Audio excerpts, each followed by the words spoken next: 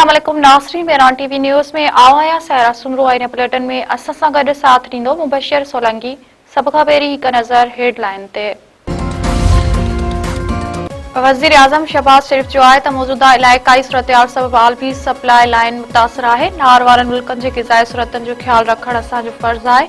नार वारनि मुल्कनि खे घुर्बल खाधे पीते वारनि शयुनि जी फ़राहमी ऐं ग़िज़ाई तहफ़्फ़ुज़ जे हवाले सां समूरा लाॻापियल खाता नार वारनि मुल्कनि सां राब्ते में आहिनि। वज़ीर आज़म शहबाज शरीफ जी सदारत हेठि नार वारनि मुल्कनि खे खाधे पीते वारनि शयुनि जी फ़राहमी पाकिस्तान जे बंदरगाह ऐं मेरी टाइम ऑपरेशन्स जे हवाले सां जाइज़ा इजलास। वज़ीर आज़म तरफ़ां नार वारनि मुल्कनि खे खाधे पीते वारनि शयुनि जी फ़राहमी जे हवाले सां हिकमत अमली ऐं इन वक़्त ताईं थियल अॻभराई ते इत्मिनान जो इज़हार। वज़ीर आज़म शहबाज शरीफ जो आहे त मुल्की ग़िज़ाई ज़रूरतनि खे मुतासिर करण बग़ैर वॾी मिक़दार में मौजूदु खाधे पीते वारनि शयूं नार वारनि मुल्कनि में बरामद करण लाइ तेज़ी सां कमु कयो वञे।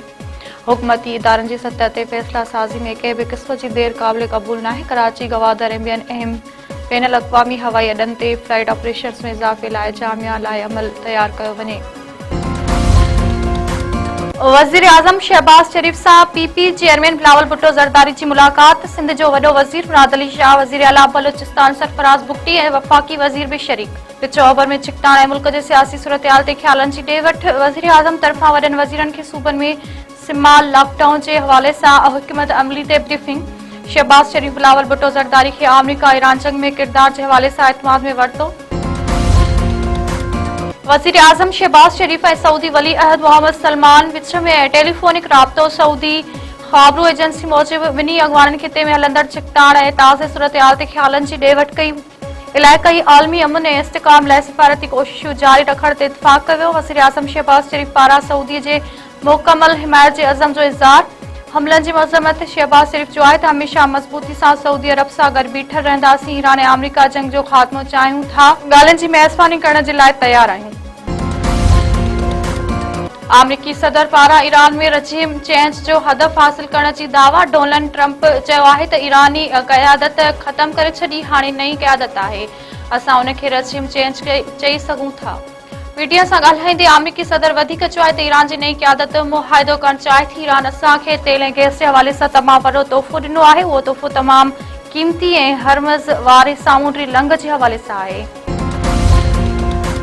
ईरानी फ़ौज ट्रंप जे ईरान सां ॻाल्हियुनि वारे दावा खे रद्द करे छॾियो। ख़ातमुल नबिया मर्कज़ी हेडक्वार्टर जे तर्जुमान चयो आहे त पंहिंजी नाकामी खे मुआहिदो करार न ॾिनो वञे। छा अवियां जा अंदरूनी इख़्तिलाफ़ उन हद ताईं पहुची विया आहिनि जो अवियां पाण ई ॻाल्हियूं पिया करियो।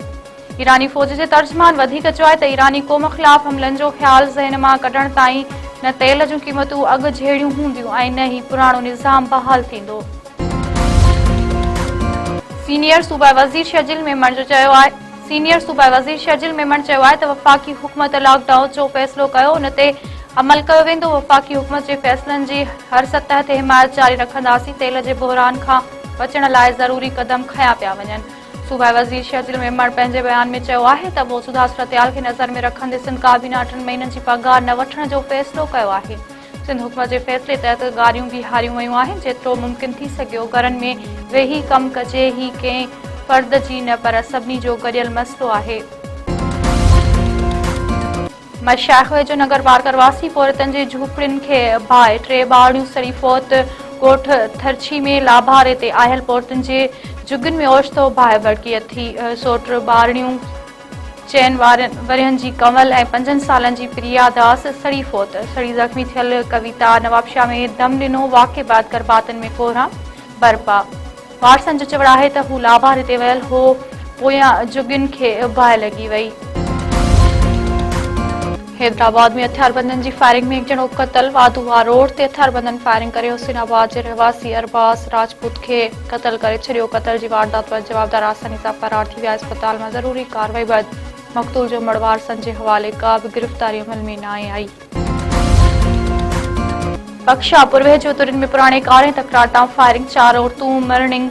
ॻोठ विलायत डोमकी जी टोमकी दुरिन में जहिड़ो हिक ॿिए मथां हथियारनि जा मुंहं खोले छॾिया। फायरिंग में ॿिन्ही दुरिन जूं 4 औरतूं मिसमात नुसरत तनूली कलसूम ऐं मिसमात खानज़ादी सख़्त ज़ख़्मी।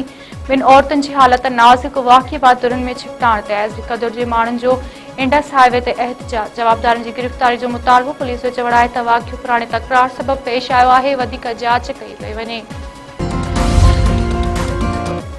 गोठ की वेझो नींगर उरड़ी विगी फौत केतिरा ई ॿार मर्ज़ में मुब्तला। गोठ बादल मक्सी में 5 मरियनि जो उमेर मक्सी वबा सां जहिड़ी देर फौत थी वियो। वारसनि में कोराम ॻोठाणा जो चवणु आहे त ॻोठ इलाइक़े जा केतिरा ई ॿार उरड़ी जे मर्ज़ में मुब्तला आहिनि, पर सिहत खाते तहरीक नाहे वरितो। डॉक्टरनि जूं टीमूं मोकिले मासूम हयातियूं बचायूं वञनि। सिजावल वेझो जवाबदारनि नौजवान खे कुआड़ियूं हणी क़तल करे छॾियो। लाड़ शुगर मिल भरिसां 38 वरनि जी रहमतुल्लाह होसो खे कुआड़ियूं लॻल लाश मिलियो। पुलिस जो चवणु आहे त नौजवान खे पंहिंजे सोटनि कुआड़ियूं हणी क़तल कयो आहे। वाक़ियो घरेलू तकरार जो नतीजो लॻे थो, वधीक जांच कई पई वञे।